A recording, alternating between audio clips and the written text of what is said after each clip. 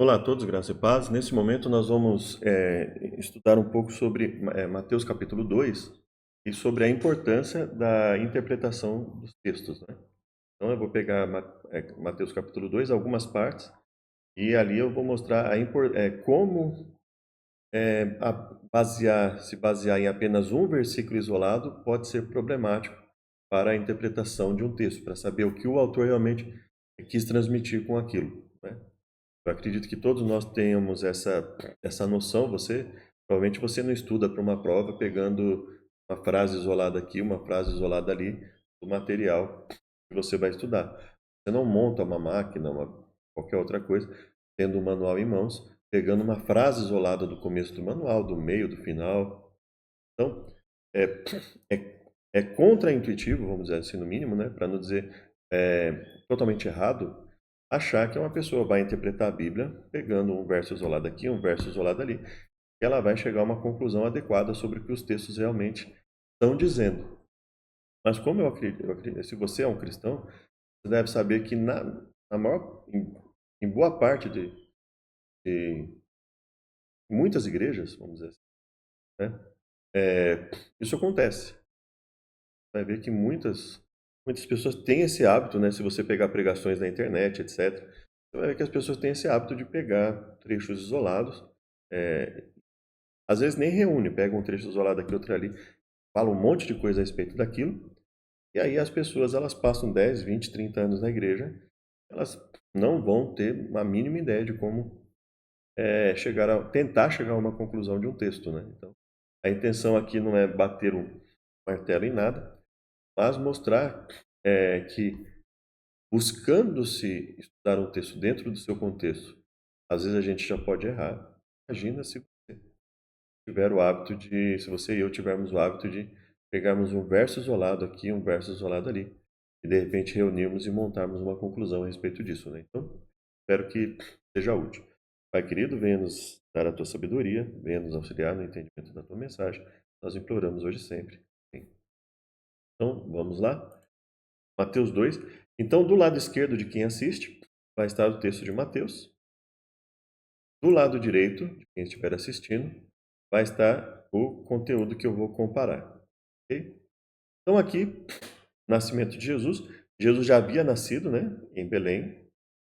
Aí os magos perguntam onde ele está. O rei e Jerusalém se perturbam, né, cada um por motivos diferentes. E aí, várias pessoas se reúnem, ó, todos os principais sacerdotes e os escribas do povo, e eles perguntam onde iria nascer o Cristo. E aí os magos dizem assim, em Belém, porque está escrito pelo profeta. E tu, Belém, terra de Judá, de modo nenhum está entre as menores capitais, e de ti sairá o guia que há de apacentar o meu povo de Israel. Esse é um texto mais difícil, nós não vamos pegar tanto nele, porque eu vou pegar os outros textos que ajudam a mostrar melhor como muitas vezes a gente pegar um texto isolado acaba sendo prejudicial. Então vamos lá, olha. Isso está em Miqueias 5, né? Olha, agora junta-te em tropas, ó filha de tropas. Por-se-á cerco contra nós, ferirão com a vara na face ao juiz de Israel. Então ele fala, olha, nós vamos ter uma luta, uma guerra, e vamos ter prejuízos. Ele fala, ó, tu Belém Efrata, posto que pequena entre os milhares de Judá, de ti me sairá o que governará Israel, e cujas saídas são desde os tempos antigos, desde os dias da eternidade. Então, esse é o trecho, além de governar Israel, governar, vários governaram. Mas quando eles falam desde os dias da eternidade, muitos associam a Jesus por causa disso. Os textos bíblicos dizem que Jesus foi eterno, né? Só que aí o texto diz, olha, haverá uma guerra, né? Ferirão com vara na face ao juiz de Israel, né? Portanto, os entregará até o tempo em que a que está de parto tiver dado à luz. Então o restante dos seus irmãos voltará aos filhos de Israel. Então ele está dizendo o seguinte, olha, os israelitas serão abandonados até que haja o nascimento dessa criança. Então o restante dos irmãos do governante voltarão para unir-se aos israelitas. Ele se estabelecerá e os pastoreará na força do Senhor. Então veja que há uma dificuldade em saber porque veja só, é nesse momento que Jesus nasce, realmente Israel estava ali como subjugado por Roma, né? Dominado por Roma. Só que ele fala do nascimento desse governante, e ele fala que quando ele der ele nascesse, o restante dos irmãos voltaria aos filhos de Israel. Não aconteceu isso com o nascimento de Jesus. Então, o mais provável é que esse texto possa não se referir necessariamente a Jesus. Mas nós não vamos entrar nesse mérito. Esse texto existe, mas veja, quando nós olhamos para o contexto dele, já fica um pouco mais difícil. A gente precisa refletir um pouco mais para saber se os magos realmente usaram a base correta para afirmar que Jesus nasceria em Belém, ou se usaram uma base incorreta, né? Ou seja, apesar deles não terem usado a base correta, Deus permitiu, por exemplo, que eles fossem até lá e descobrissem onde estava o menino. Eles acreditavam na ideia do Messias, realmente existiria nas Escrituras a ideia do Messias, desse Messias que resgataria o povo, etc., de uma forma maior, né? E então Deus teria, apesar disso, permitido que eles fossem ao local correto. Ou se, numa análise contextual mais apurada, se isso aqui realmente levaria à ideia do Messias, né? Porque fala assim, ó, e eles permanecerão, porque agora será engrandecido até os confins da terra. Esse ser engrandecido até os confins da terra, ele permanecerá, apacentará o povo, né? Na força do Senhor, na excelência do nome do Senhor Deus. Então veja, quando nós pensamos, por exemplo, na ideia da volta de Jesus, aí nós podemos falar em alguma coisa nesse sentido, né? É, de apacentar ao povo na força do Senhor, na excelência do nome do Senhor Deus. Esse será a nossa paz quando a Síria vier à nossa terra, quando pisar em nossos palácios. Olha só, levantaremos contra ela 7 pastores e 8 príncipes dentre os homens. Então veja, tem uma série de trechos no contexto que assim faz a gente no mínimo refletir sobre essa afirmação isolada aqui dos, é, dos magos. Mas aí nós vamos para um outro trecho. Eles foram para o Egito, né? O, foi orientado, né, que a José, olha só, e tendo ele se retirado, os magos, né, eis que o anjo do Senhor apareceu a José num sonho, dizendo: Levanta-te, toma o menino e sua mãe, foge para o Egito, e demora-te lá até que eu diga, porque Herodes há de procurar o menino para o matar. E levantando-se ele, tomou o menino e sua mãe de noite e foi para o Egito. Esteve lá até a morte de Herodes, para que se cumprisse o que foi dito pelo Senhor pelo profeta. E diz: Do Egito chamei meu filho. Eu acredito que esse trecho ele vai expor melhor para nós a dificuldade de trechos isolados. Então vamos lá. Ó, hum,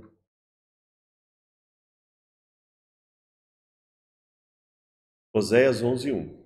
Oséias 11, capítulo 1. Esse é o contexto de Oséias 11:1, ou seja, o que está antes de Oséias 11:1. Peguei um capítulo, né, antes, né? Israel é uma vide estéril que dá fruto para si mesmo, conforme a abundância do seu fruto, multiplicou também os altares, conforme a bondade, assim fizeram as boas estátuas. O seu coração está dividido, por isso serão culpados. O Senhor demolirá os seus altares, destruirá as suas estátuas. Ele está falando de Israel aqui, né? Moradores de Samaria serão atemorizados pelo bezerro de Bet-Aven. Desde os dias de Gibeá pecaste, ó Israel. Então ele está falando de Israel aqui. Eu os castigarei na medida do meu desejo. Porque Efraim é uma bezerra domada, que gosta de trilhar. Eu poupava a formosura do seu pescoço. Judá lavrará, Jacó lhe desfará os torrões. Ele está falando de Israel, né? Portanto, entre o teu povo se levantará um grande tumulto. Todas as tuas fortalezas serão destruídas. Assim vos fará Betel por causa da vossa grande malícia. Então ele está falando de um contexto de prejuízo para Israel aqui. Então, todo o contexto, todo o capítulo, né, pelo menos, capítulo 10 aqui, que é anterior, que está perto ali de Oséias 11:1, está falando de prejuízos para Israel. Ele está profetizando restauração para Israel nesse momento. E aí entra o capítulo 11, verso 1. Quando Israel era menino, eu amei, e do Egito chamei meu filho. Veja, ele já não está profetizando aqui. Está comentando algo que aconteceu no passado de Israel. Quando Israel era menino, ou seja, lá no começo, quando quando eu estava formando ainda um grupo que seria o povo de Israel, o povo escolhido ali, que eu guiaria, eu amei do Egito chamei meu filho. Mas como os chamavam, assim saíam da minha face, da sua face. Sacrificavam a Balins, queimavam incenso às imagens de escultura. Todavia eu ensinei a andar a Efraim, tomando-os pelos braços, mas não entenderam que eu os curava. Atraí-os com cordas humanas, laço de amor. Fui para eles como os que tiram do jugo as suas queixadas e lhe dei mantimento. Não voltará para a terra do Egito, mas a Síria será seu rei, porque recusam converter-se. Veja, não tem nada relacionado ao Messias aqui. Então, por que Mateus conclui? Porque, veja, o anjo não fala nada sobre o Messias vir do Egito por causa disso, e para o Egito por causa disso.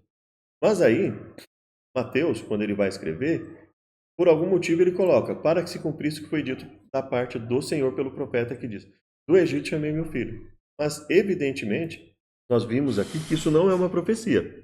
Lá, a primeira parte dos magos, quando eles falam, olha, ele vai nascer porque do Egito, Etu, Belém, Efrata, ali é um texto mais difícil de se analisar, mas nós percebemos do pouco que nós olhamos para o texto que é assim, já é difícil concluir que aquilo ali se referiria especificamente a Jesus pelas consequências que ocorreriam após o nascimento da criança. O texto dá a entender, seriam consequências imediatas, né, ou bastante próximas ao nascimento, e não muito tempo depois. Mas nesse texto fica evidente, quando a gente vai para Oséias 11:1, a gente lê o capítulo 10 de Oséias, e a gente lê os versos que seguem ao verso 1, a gente vê que aquilo não é uma profecia sobre o Messias, e que, portanto, ali não está falando do Messias.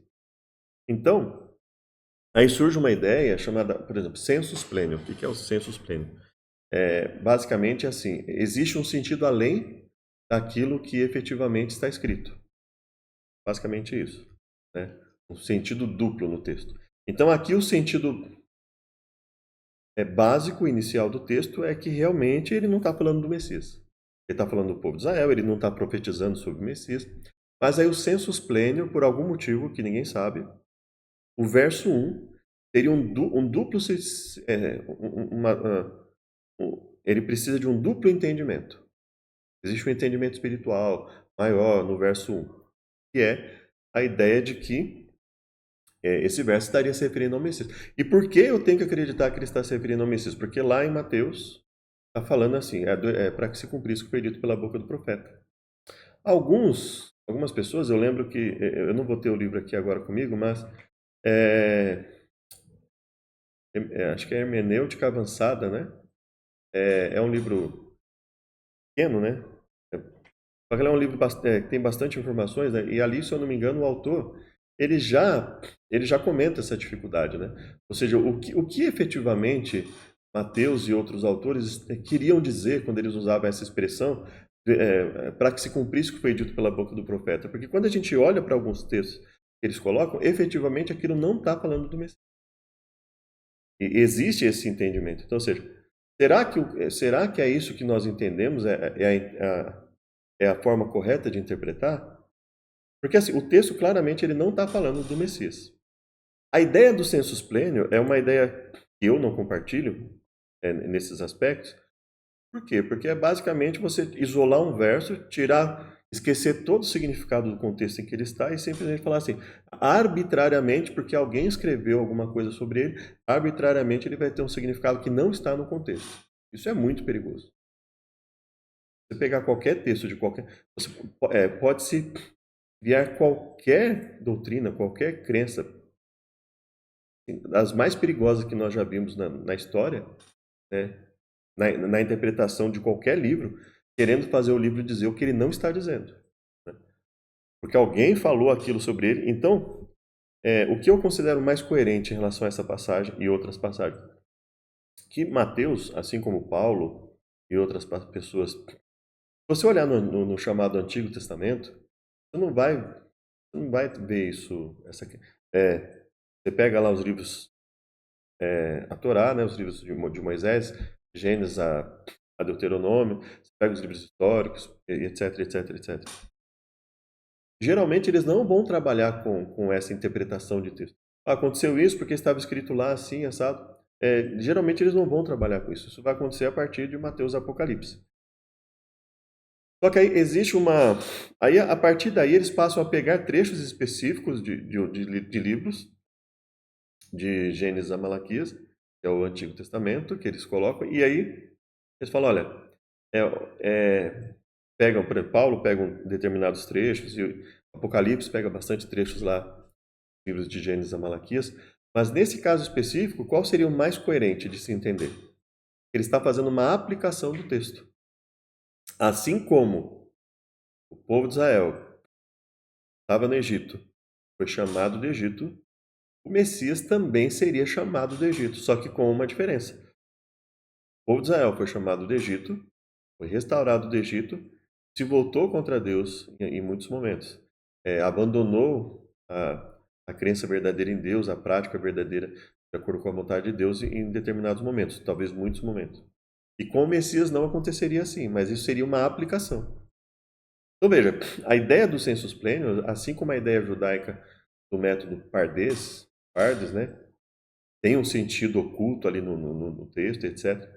Isso é muito perigoso. Isso é basicamente forçar o texto a dizer uma coisa que não está lá. O texto não está falando sobre o Messias ali. Então, o mais coerente é pensar o quê? O autor fez uma aplicação, ele não está querendo comprovar com isso que Jesus é o Messias porque ele nasceu, porque ele foi para o Egito e depois voltou. Ele não está querendo dizer que, isso aqui, olha, foi profetizado que o Messias iria para o Egito e voltaria. Não, o que ele estaria querendo dizer é simplesmente que, olha, assim como o profeta de Deus comentou sobre o povo de Israel que foi para o Egito e voltou do Egito, isso não está só em Oséias 11:1 no caso, né? A história bíblica mostra isso, né? Que o povo de Israel foi chamado do Egito, etc. O Messias também o Messias também foi chamado do Egito. Ou seja, seria uma forma de identificar, de identidade. Olha, existe um precedente, existe algo que aconteceu antes que mostra qual seria o problema do Messias ter que fugir para o Egito e depois voltar, se o próprio povo de Israel foi chamado do Egito. Então seria isso, ou seja, uma forma de impedir preconceitos em relação ao Messias. Ele não é o Messias porque ele teve que ir para o Egito. E aí então ele explica, olha, mas o povo de Israel também não foi chamado do Egito? Então, qual o problema do Messias ter que fugir para o Egito e depois voltar? É o que me parece mais coerente com a intenção que o autor realmente quis transmitir quando ele usou esse texto. Porque se você olhar o texto, ele não fala do Messias. Então, o mais coerente seria que esse termo, para que se cumprisse o que foi dito da parte do Senhor pelo profeta, que a intenção tenha sido justamente, olha, veja, profetas de Deus não encaravam, reconheciam lá que Deus realmente chamou Israel do Egito. A gente sabe pelo estudo da Torá, realmente Deus chamou o povo de Israel do Egito. Então, não teria problema o Messias ir para o Egito, ficar lá um tempo e depois ser chamado. Ou seja, isso não seria para comprovar que Jesus era o Messias, mas para impedir qualquer pensamento negativo dele como Messias por causa desse evento. E aí um outro momento, né? Herodes, ele viu que foi iludido pelos magos, ficou muito irritado, né? Olha aqui, verso 16, 2:16. Ficou muito irritado e mandou matar todos os meninos que havia em Belém. E também nos contornos, de 2 anos para baixo, né? E aí o texto diz assim, então se cumpriu o que foi dito pelo profeta Jeremias, que diz, ou seja, quando essas crianças morreram, se cumpriu o que foi dito pela boca dos profetas. Em Ramá se ouviu uma voz, lamentação, choro e grande pranto. Raquel chorando seus filhos e não quer ser consolada porque já não existem. Aí a gente vai novamente para o texto, né? Jeremias 31. Diz assim, naquele tempo, diz o Senhor, seria o Deus de todas as famílias de Israel, e elas serão o meu povo. Então, aqui já tem uma dificuldade. Naquele tempo, seria o Deus de todas as famílias de Israel, e elas serão o meu povo. Assim diz o Senhor, o povo dos que escaparam da espada achou graça no deserto. Israel mesmo quando eu fizer descansar. Há muito que o Senhor me apareceu. Ainda te edificarei, e será edificado a Virgem de Israel. E aí, ou seja, veja, ele está comentando aqui sobre Israel. E aí nós vamos para esse trecho específico. Assim diz o Senhor, uma voz se ouvia em Ramá, lamentação, choro amargo, Raquel chorando seus filhos, não quer ser consolada quanto a seus filhos, porque já não existem. Aí o verso 16: Assim diz o Senhor: reprime a tua voz de choro e as lágrimas dos teus olhos, porque há galardão para o teu trabalho, diz o Senhor, pois eles voltarão da terra do inimigo. E há esperança quanto ao teu futuro, diz o Senhor, porque teus filhos voltarão para os seus termos. Ou seja, ele não está falando da morte, que eles estão chorando porque os filhos foram mortos. Ele está falando que há choro porque os filhos foram levados cativos, alguma coisa nesse sentido, né? Bem ouvi eu que Efraim se queixava, dizendo: castigaste-me e fui castigado, como novilho ainda não domado. Converte-me, converter-me-ei. Porque tu é o Senhor meu Deus. Na verdade, que depois que me converti, tive arrependimento. Então veja, o texto não está dizendo que essas pessoas seriam mortas. Ele não está num contexto aqui de morte, ressurreição, nada disso. Então, o que nós entendemos? Que eles não foram mortos, eles voltarão da terra do inimigo. Então, eles foram levados cativos, né? E a Raquel chorando seus filhos é o quê? São as mães chorando pelos filhos terem sido levados cativos, né? Ou então, quando ele fala porque já não existem, na verdade é uma força de expressão para dizer o quê? Eles já não estão lá com elas, né? Então, veja, porque os seus filhos não existem. O que significa que seus filhos não existem aqui nesse contexto? Eles vão voltar da terra do inimigo. Eles foram levados cativos, eles já não estão lá com eles, né? Então, esse seria o termo, esse seria o sentido do texto. Então, esse texto também não está se referindo a, a um, a um evento dessa magnitude que aconteceria por causa da vinda do Messias. Então, novamente, nós vemos o que aqui? Uma aplicação do texto. Ou seja, assim como quando muitos de Israel foram levados cativos, isso gerou uma comoção muito grande né, no povo. Obviamente, também, quando ocorreu essa morte de tantas crianças, se cumpriu também, ou seja, aconteceu a mesma coisa que aconteceria, que estaria predita quando Deus falou isso para Jeremias. Ou seja, só que o evento não é o mesmo, mas o efeito é o mesmo, mas não é o mesmo evento. Ou seja, isso não serve para provar que Jesus é o Messias, mas para dizer assim, olha, então veja, Jesus ter é, ido para o Egito e voltado, isso não diminui ele como Messias, porque Israel foi chamado do Egito. O fato de, por causa do nascimento do Messias ter acontecido isso, não diminui o fato dele ser o Messias. Por quê? Porque isso já aconteceu também. Há uma profecia que fala também de, não com a mesma intensidade, mas de choro em Ramá, de choro do povo de Deus por causa de filhos que foram levados, ou se fosse mortos, ou fosse, nesse caso de Jeremias, né, levados cativos, mas depois retornariam, ou seja, eles não ficariam cativos para sempre, né? Ou eles ou os descendentes voltariam nesse sentido, por exemplo.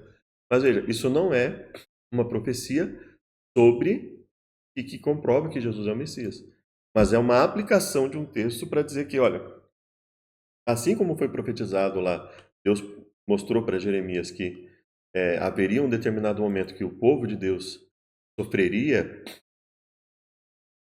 mas Deus iria consolá-lo. Então aqui também, o povo de Deus sofreu nesse momento, mas assim, quando a gente olha o contexto, assim como lá há uma promessa de recompensa, aqui também não tem por que a gente não pensar na promessa de recompensa de Deus para o seu povo, né? E, ou seja, assim como lá em Jeremias haveria problema, uma comoção muito grande, mas eles seriam recompensados. Aqui houve uma comoção muito grande, mas eles serão recompensados, né? E aqui, obviamente, eles serão recompensados quando? Na ressurreição, né? E aí, por fim, né? Ouvindo que Arquelau reinava na Judéia em lugar de Herodes, seu pai, receou ir para lá. Mas avisado num sonho por divina revelação, foi para as partes da Galiléia. E chegando, habitou numa cidade chamada Nazaré, para que se cumprisse o que foi dito pelos profetas, no plural. Ele será chamado Nazareno.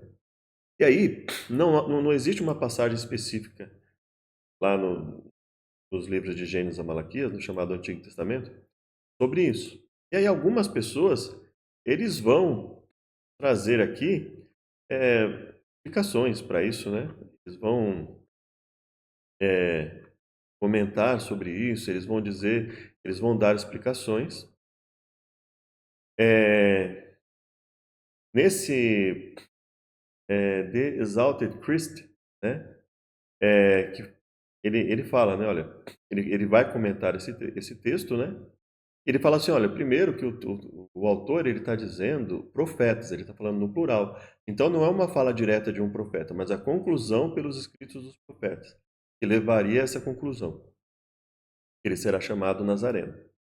E aí ele faz um estudo aqui, ele comenta, né? E ele fala assim, se nós não entendermos isso, nós vamos distorcer o que Mateus está nos dizendo, e aí ele vai, e o que ele conclui aqui, né? Ele fala assim, olha,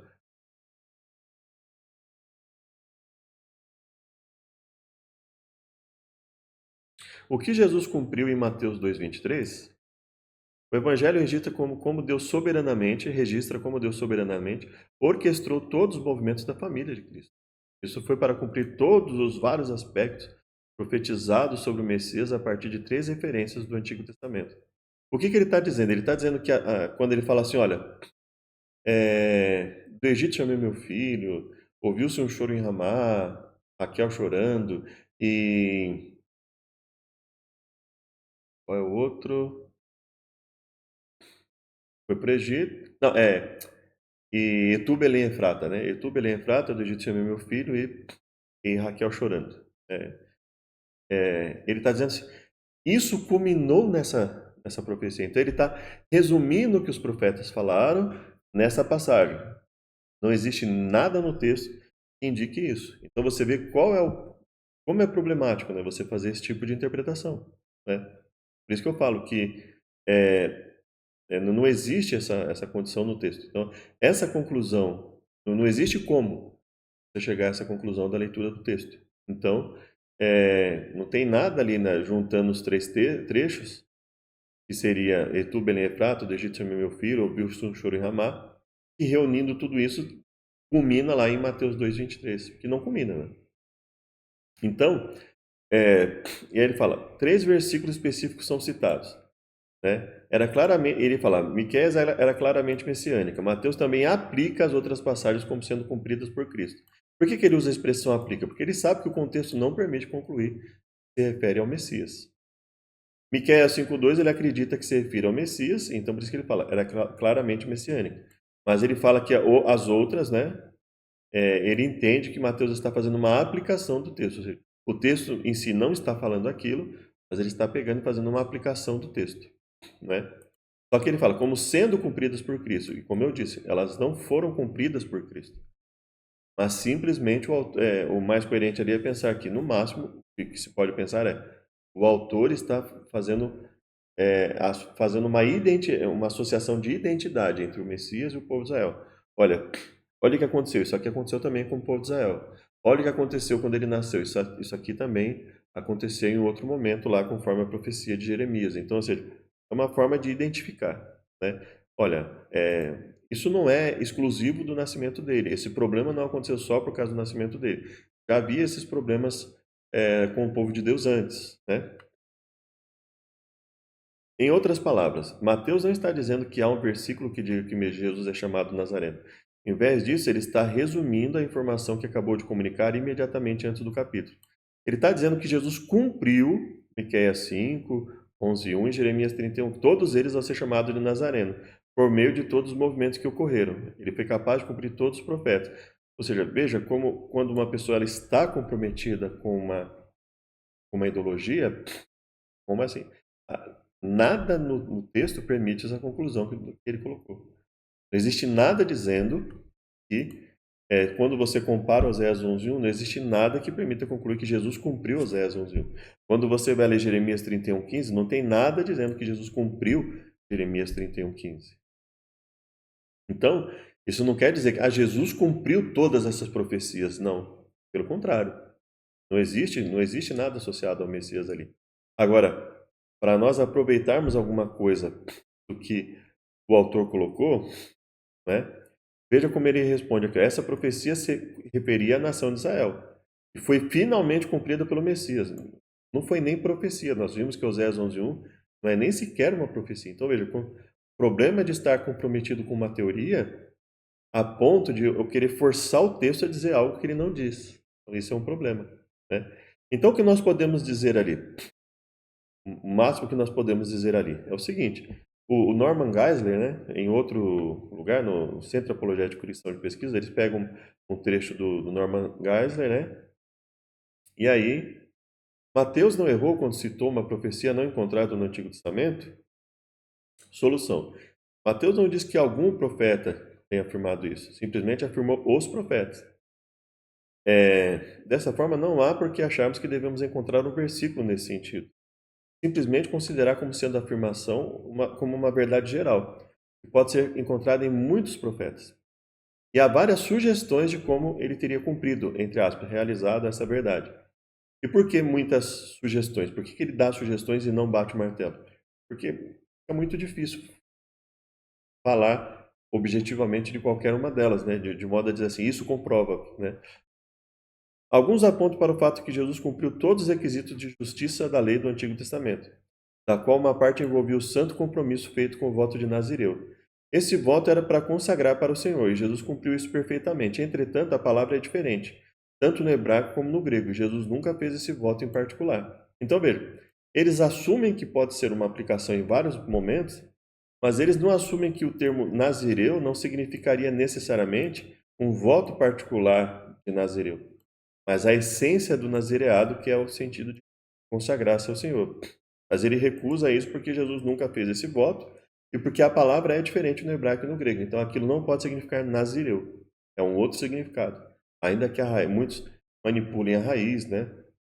E você vai ver muita gente aí usando o hebraico para manipular e falar assim, ó, não, é nazareno, mas na verdade é raiz, é a mesma raiz de nazireu e alguma coisa assim. Mas a palavra não é essa. Então é basicamente o quê? Você querer manipular, colocar uma palavra que não está lá, para tentar forçar um significado, um sentido que não seria aquele, né? Pelo menos com aquela palavra. Outros apontam para o fato que Nazaré provém da palavra básica nekzer, renovo. E muitos profetas falaram do Messias como um renovo, né? E aí outros também você vai ver. Olha, é a mesma base. Então o nazareno ali pode ter o sentido de ser um renovo. Aí o autor não faz nenhuma afirmação sobre isso porque assim, provavelmente ele não tem uma posição firmada, né?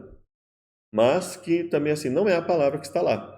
Ainda que a palavra básica seja o renovo, não é a palavra que está lá. Ainda outros observam que a cidade de Nazaré era um local desprezado, fora dos bons caminhos. Isso ficou evidente com a resposta de Natanael. Pode sair alguma coisa boa de Nazaré, né? De Nazaré pode sair alguma coisa boa?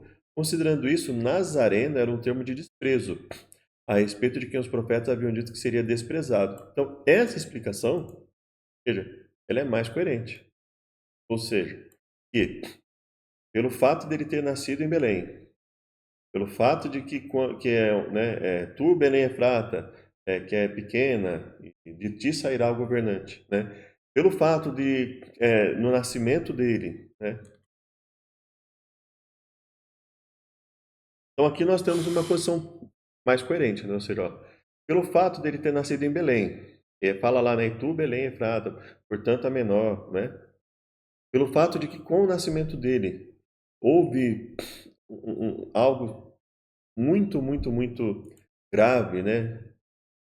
Uma, algo assim extremamente brutal e triste, né? E pelo fato dele ter que ir para Nazaré, que era um local também ali que era desprezado pelas pessoas, então, quando diz, como disse, foi dito pelos profetas, ele será chamado Nazareno, ou seja, o termo Nazareno aqui com sentido, ou seja, ele será chamado desprezado. Aí faz mais sentido, porque Nazareno, você usar Nazareno como sinônimo de desprezado, porque é isso que Nazareno representava para as pessoas naquela época, né? Faz mais sentido. Então, assim, olha, quando a gente olha o que os profetas disseram, podemos chegar à conclusão de que realmente ele seria visto como alguém desprezado. Então, ou seja, veja, nós temos elementos de aplicação do texto e nós temos elementos de transmitir uma ideia geral de que ele seria realmente desprezado, né? Então, quando ele estivesse ali em Nazaré, mas veja, quando ele foi desprezado por ser nazareno, ninguém também questionou o fato de que é, dos eventos que ocorreram com ele.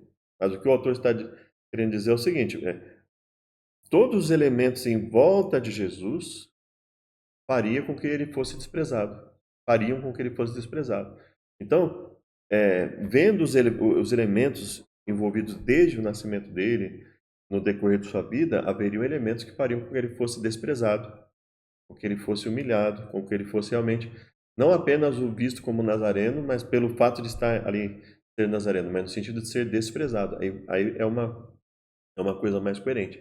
Mas veja que para tudo isso, para todo esse pensamento, nós precisamos analisar o contexto, verificar o que ele está dizendo, né? Não dá, veja que não tem como você pegar Mateus 2, e por isso que muitas vezes as pessoas olham isso, e aí elas vão olhar, por exemplo, elas falam assim, olha como Jesus cumpriu